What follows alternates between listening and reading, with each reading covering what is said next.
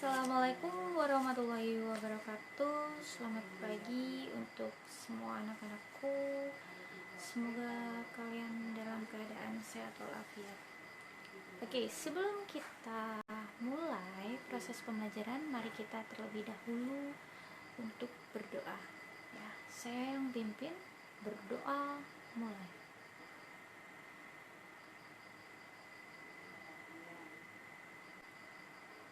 Berdoa selesai.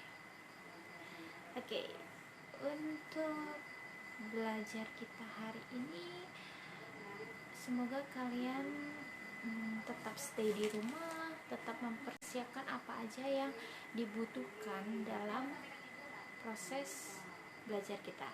Ya, untuk kelas 12, sebelum kita mulai,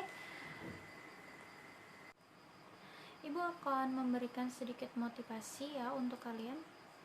Seperti ini, kalian itu sudah kelas 12, jadi tanamkan pada diri kalian bahwa kalian harus lebih giat lagi belajarnya. Walaupun belajarnya itu dari rumah, tapi bukan berarti kalian itu santai-santai ataupun meremehkan, karena justru ini adalah tantangan. Kalian belajar di rumah, kalian harus lebih memahami apa yang telah disampaikan oleh guru kalian masing-masing, karena kita terhambat tidak tatap muka seperti itu ya. Jadi tingkatkan belajarnya, karena kalian nanti akan menghadapi ujian nasional. Oke, baiklah, untuk menghemat waktu langsung aja kita memulai belajar kita pada hari ini. Terutama jam pertama adalah pelajaran ekonomi. Nah, apa aja nih yang harus dipersiapkan? Ya, seperti sekolah biasa lah, kalian mungkin perlu buku, perlu pulpen. Nah, untuk apa? Untuk mencatat apa saja hal-hal penting yang nantinya akan saya sampaikan kepada kalian semua. Oke, yang belum mempersiapkan peralatan belajarnya, saya kasih waktu 1 menit. Silahkan lari dan mencari alat tulis untuk catat hal-hal penting. Oke, 1 menit dari sekarang. Oke.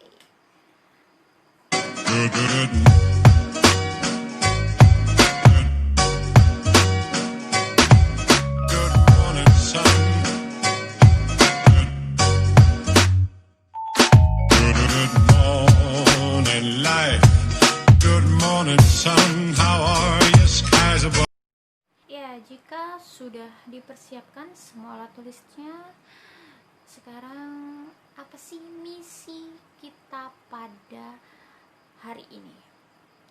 Nah, kalian hanya mempunyai misi seperti ini. Catatlah hal-hal penting yang kalian dapatkan setelah saya menyampaikan materi. Kemudian yang kedua, misinya adalah kalian menjawab setiap pertanyaan yang saya ajukan jika ada. Yang ketiga, kalian wajib memberikan 1 pertanyaan setelah saya selesai memberikan materi. Oke, kita langsung saja masuk ke dalam bab-bab yang akan kita bahas ya untuk kelas 12 ini. Oke.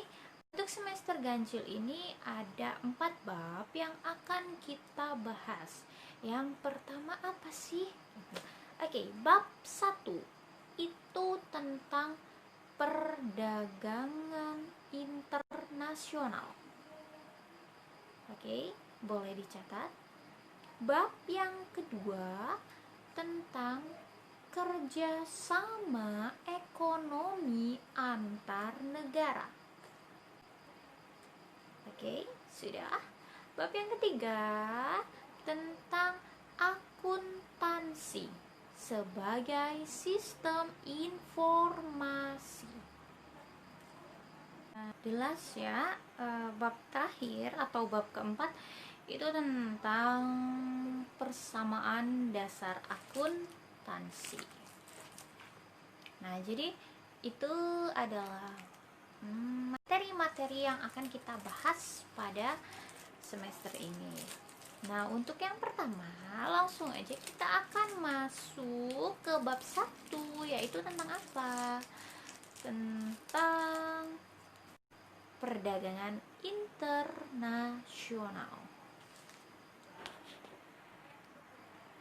Nah, perdagangan internasional sudah sedikit ya pernah kita bahas di kelas 11. Nah, tentang perdagangan internasional, apa yang kalian bayangkan atau apa yang ada di benak kalian tentang perdagangan internasional? Ya apa Bu? Dagang lah, dagang tapi sama negara luar. Nah, seperti itu simpelnya ya. Dagang sama negara luar. Nah, itu sudah kunci utama ya kan tentang perdagangan internasional. Nah, lalu dagang yang seperti apa bentuknya kalau dengan negara lain? Ayo, siapa yang tahu? Oke, sudah ada yang menjawab ya kan? Dari anak-anak ibu di kelas 12 ini pasti sudah terbayang ya contoh perdagangan internasional. Adakah yang menjawab tentang ekspor dan impor Bu? Ayo silakan. Tadi ada nggak yang menjawab seperti itu? Jadi salah dua ya kan?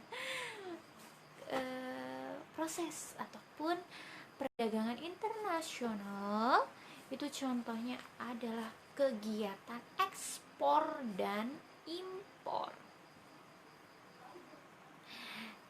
Kalian pasti sudah tidak asing tuh mendengar kata ekspor dan impor. Kalian pun pasti sudah bisa membedakan antara ekspor dan impor. Tapi titik tekannya, Ibu tidak akan memerintahkan kepada kalian tentang pengertian ekspor ataupun impor. Tapi yang harus kalian pahami, kenapa loh kita itu harus melakukan ekspor? Kenapa juga kita perlu yang namanya impor? Nah, di mana kegiatan ekspor dan impor itu adalah kegiatan yang dilakukan dengan negara lain, ya. Misalkan Indonesia bekerja sama dengan negara Malaysia, ya, bisa jadi Indonesia mengekspor barang produksi atau bahan baku ke Malaysia. Nah, seperti itu. Nah, kenapa kita perlu ekspor? Kenapa kita membutuhkan impor? Silahkan dijawab.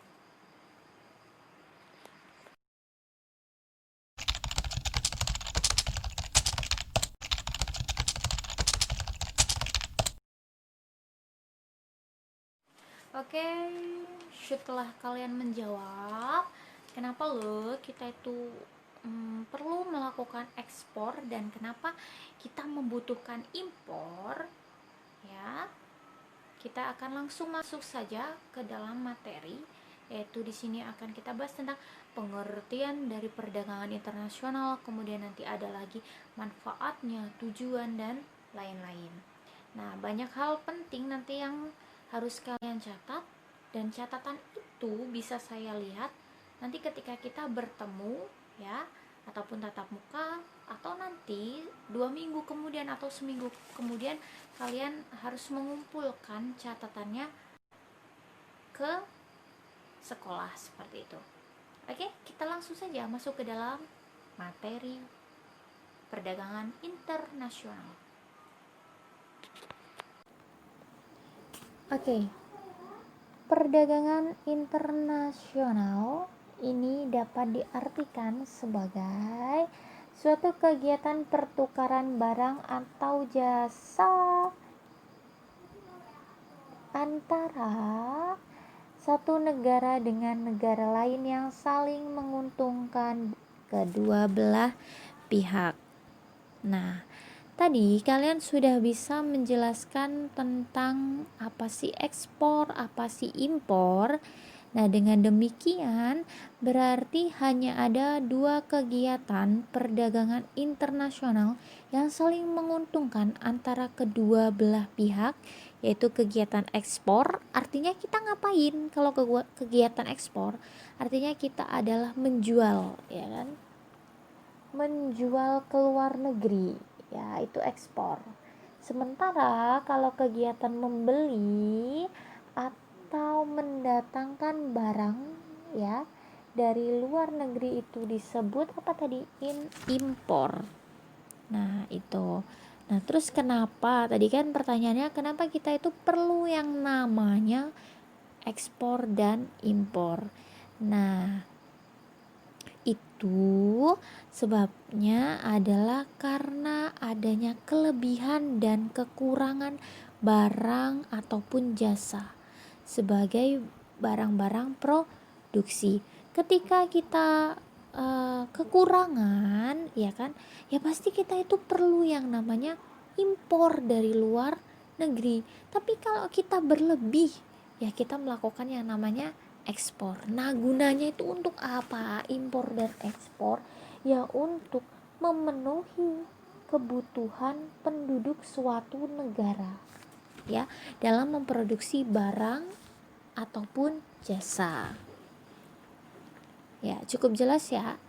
Nah, lanjut saja ya ke manfaat perdagangan internasional. Sebelum kita masuk ke dalam manfaatnya, kita harus tahu nih tujuan utama, ya kan, suatu negara itu melakukan perdagangan internasional, yaitu tadi karena ingin mendapatkan keuntungan, ya, keuntungan tadi dari negara lain. Nah, kita langsung saja manfaatnya ya. Manfaat yang pertama, boleh sembari dicatat ya. Yang pertama, menambah devisa negara. Yang kedua, memperbanyak jenis barang. Yang ketiga, memperluas kesempatan kerja. Yang keempat, memperluas pasar hasil produksi. Yang kelima, meningkatkan teknologi. Dan yang terakhir atau yang keenam, dapat meningkatkan hubungan persahabatan antar negara. Oke, dari manfaat 6 tersebut, inilah tugas dari kalian untuk menjabarkan poin per poin, satu persatu dari manfaat tersebut. Misalkan nih yang pertama di situ ada menambah devisa negara. Kenapa loh kegiatan perdagangan internasional itu dikatakan dapat menambah devisa negara? Dari mananya? Nah, kalian jelaskan ya. Sisa waktu ini kalian bisa menjelaskan ya, ditulis di buku catatan, kemudian dikumpulkan besok kalau ketemu. Sebagai tugas yang pertama, kalian bisa menjabarkan secara terperinci tentang keenam dari manfaat dari perdagangan internasional tadi. Kalian jabarkan, kemudian kalian catat di bukunya ya. Dan waktu untuk menjawab sampai habisnya mata pelajaran ini. Oke? Mungkin saja yang bisa saya sampaikan. Untuk penjelasan berikutnya kita lakukan di pertemuan berikutnya. Oke, saya akhiri. Assalamualaikum warahmatullahi wabarakatuh. Jangan lupa tugasnya.